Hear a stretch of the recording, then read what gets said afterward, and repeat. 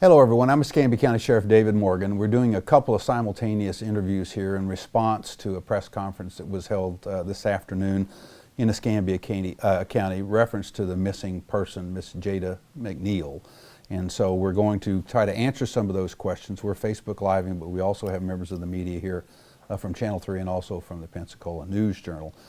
So we'll start out by answering questions of the media, and then I can do a timeline for you to let you know where we're actually at on this case. And so I'll open the questions to the media. Pensacola News Journal, you said you had a question? Yes, sir. The timeline that I was told was on December 21st, 2015. This 13-year-old girl went missing.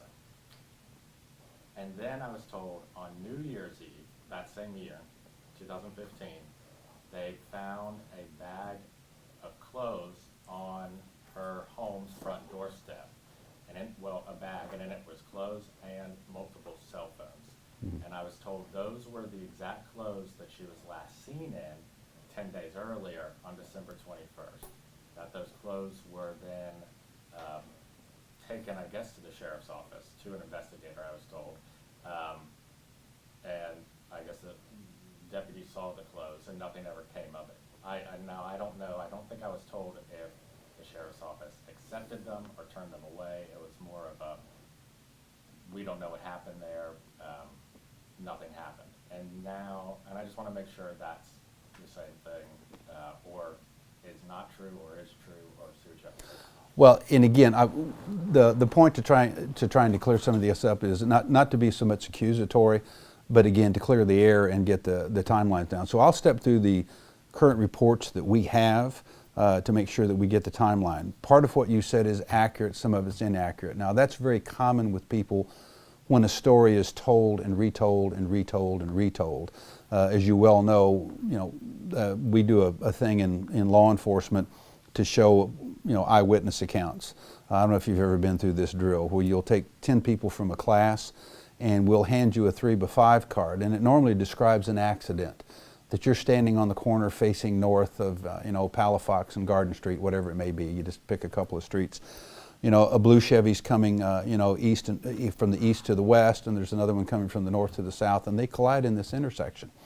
And there's two cars, the blue Chevy and a white Ford. And the time of day is approximately 11:35, and here's the injuries. And you're allowed to read that 3x5 card, okay, for the first couple of minutes.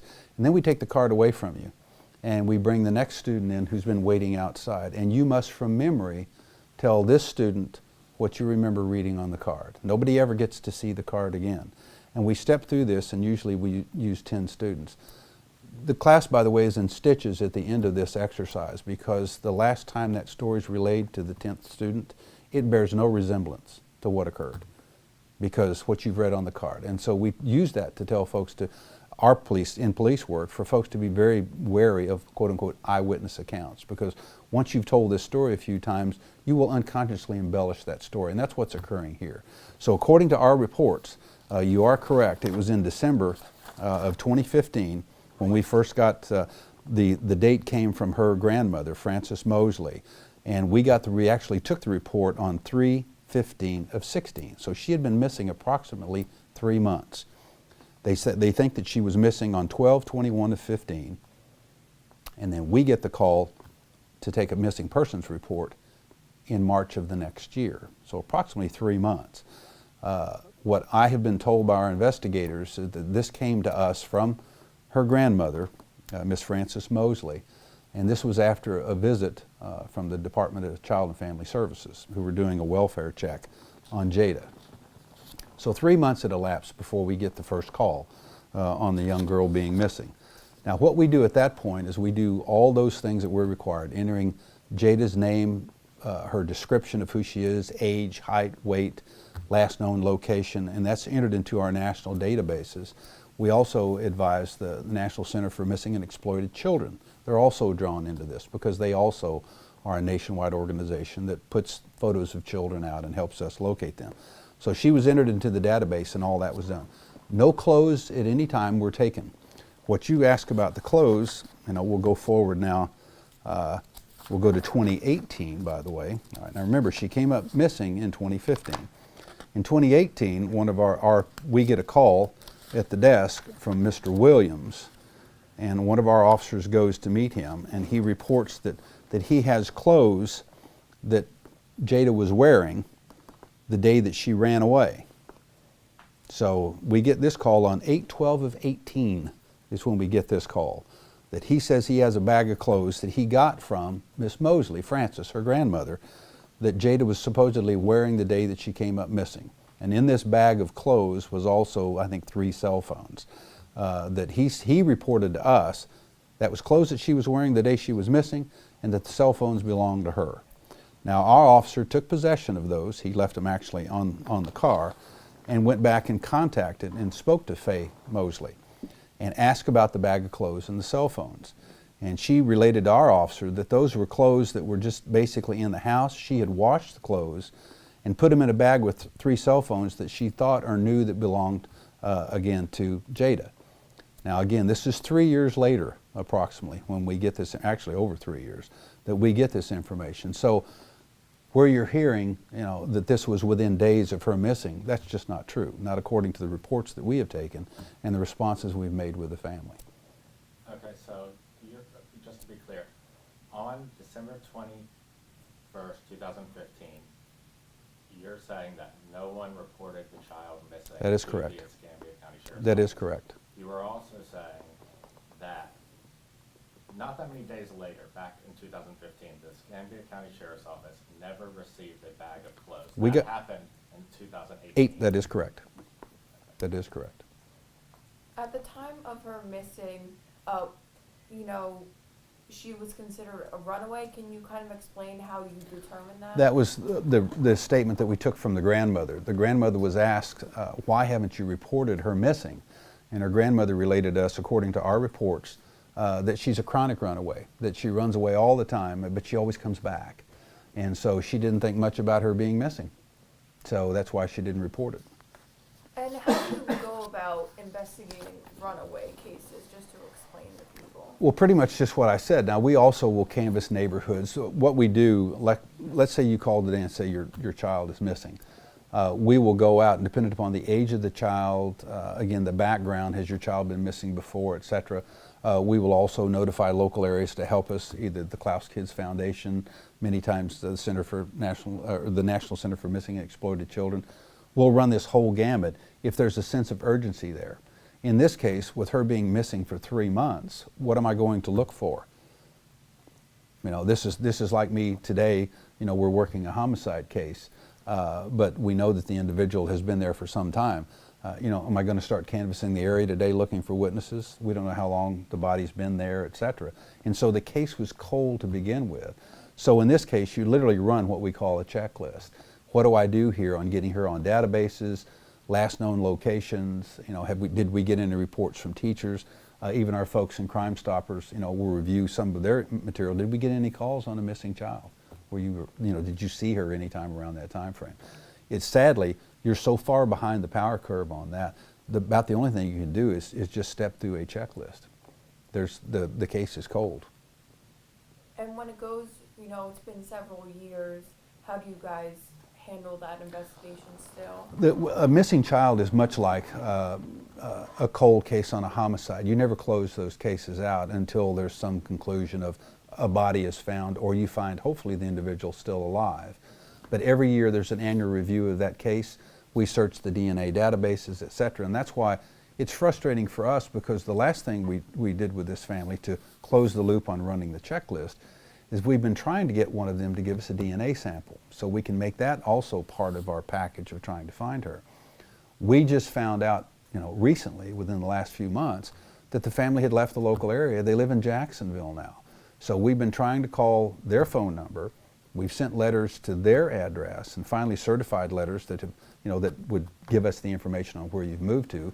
And we finally made contact with a family member here, and they've moved to Jacksonville. We still haven't, to the best of my knowledge, got the DNA sample that we need to enter into the database.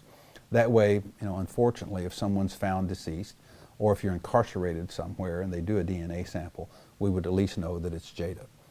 But it's frustrating for us when we're trying to run our checklist and do what we know needs to be done, and we're not getting the amount of cooperation from a family that we should be getting.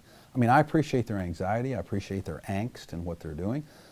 Why wouldn't we want to find this child? I mean, why would we be dragging our feet and trying to find a child? And the answer is we wouldn't. I mean, no one would love to hold more than I would, to hold a press conference tomorrow standing next to Jada. So, you know, this finger pointing and accusations that we're doing nothing couldn't be farther from the truth. I'm not sure what the motivations are of some people, especially Mr. Williams, but they're wholly and totally wrong. And when you refer to Mr. Williams, that is the gentleman associated with the Milton Search and Rescue. Yes, and I want to be clear, he has no standing in this matter. He's not a law enforcement agency. He's a member of the family. He has no legal standing as far as us dealing with him, if you will. And so far, information that he's brought us is proven to be wrong. You know, I'm chasing a shadow here. He gives one of my officers a bag of clothes and says, these are the clothes she was wearing when she came up missing. Well, when we run that lead down, we find out, no, that wasn't true. So, you know, if you're going to help me, help me. You're not helping me by giving me misinformation. I know back a few years ago there were ideas that she may have gone through Louisiana or to like Nevada. I don't know what you can say about that. We're trying to find out where that came from. I don't have any information so far in the records that I've read, so I'm not sure where that came from. I mean, I could say she's in Mississippi or California, but unless we've got an eyewitness account or someone who has, again, seen her, made contact with her, found out who she is and where she's from, or did she make a phone call from there? I'm not sure where that information came from. I don't have anything right now that I can confirm that for you. In the report, Secretary, I don't know if this is recorded, but are there records of the investigator assigned to the case speaking with the family over the past 3 years, or do you record incidents where the family would have reached out, as in they reached out on blank date, but there's nothing to tell them? There would be, and normally what we do with those cases on a cold case is we'll make at least an annual contact with the family. But no, and again, if we had the manpower to do it, I'd be more than happy to do that. But we don't routinely call people and say, it's Thursday, the 23rd. I'm just calling you to let you know we don't have anything. Can you speak to if the family has reached out in the past 3 years? No, I can't. I can't give you those specific dates right now. I don't have those. But again, I will tell you that when our investigators get calls, my folks will tell you I'm a little freaky about that. And by that I mean, when I get a call from a citizen that says, hey, I've reached out and I've made several calls and I haven't heard anything from your investigators, you'll get a call that afternoon because part of that is public service and being courteous to the community that we serve, and they're our customers. And so our folks will tell you, if I get a call from someone and you're not getting contact from someone as a follow-up, if nothing else but to tell you I don't have anything. Now it can get frustrating though because people's understanding of law enforcement comes from the media. It comes from television and movies, that we solve cases in an hour. No, we do not. Many times they're like this, we just hit a wall. We do everything that we can do and there's nothing, there's nothing else that we can do. And nothing's more frustrating than that. Because why? Because no one wants to find this child more than I do. Why wouldn't I want to find this child? What is her case classified as now? I know initially you said her grandmother said a runaway. Now what would it be classified? She's just a missing person. And again, she will be in a cold case, if you will, until we get final confirmation on what did finally happen to Jada. We hope to find that, maybe she had contact with law enforcement someplace else and we may get a DNA sample hit on her. We hope so. The worst that we worry about is that, again, some harm came to her. But we can't confirm that now either. How often is it, say, she was initially a runaway, that 3 years later they haven't been found? She will always be classified as that, as a missing person, a juvenile runaway. That will always be, how did the case initiate? That was how it was initiated. Is that common? Yes, very common. That's how you do it. That's the circumstances of how we came to be in pursuit, if you will, of Jada. Any other questions? people have any information, what should they do? Yeah, if you have any information, again, you can always contact, centers such as, the National Center for Missing and Exploited Children, but we would ask that you call the Escambia County Sheriff's Office at 436-9620. That's 436-9620 if you have any information at all about Jada and her missing. I'd say any information, because sometimes you hear a rumor. We even run those down, folks, in homicide cases and missing person cases, and especially when we have a missing juvenile. So if you've heard someone say something about someone, we would rather you call us just on the off chance that that might be the one lead that we haven't had a chance to run down yet. So, give us a call on that. I would ask you call those numbers because that'll get you an immediate response. Some people want to call Crime Stoppers. In this case, it would be an inappropriate thing to call Crime Stoppers because of the immediacy of this case and trying to find Jada, especially if you have some information that we can put to immediate use. Anything else, Amber? We've got people asking on Facebook, do we believe the family has anything to do with her disappearance? We don't speculate on that. And the question was that we have any suspicion or reason to believe that the family had anything to do? No, we do not. We believe that this is a concerned family. We share their concern that they, just like us, want to find Jada, and there's no indications that the family had anything to do with her coming up missing. And again, that's speculative. We certainly wouldn't do that. There's also some confusion. The family was just live at a press conference here, and you said they moved to Jacksonville. The grandmother, who was the primary caretaker. Right. The grandmother who's the primary caretaker is the one that has moved to Jacksonville.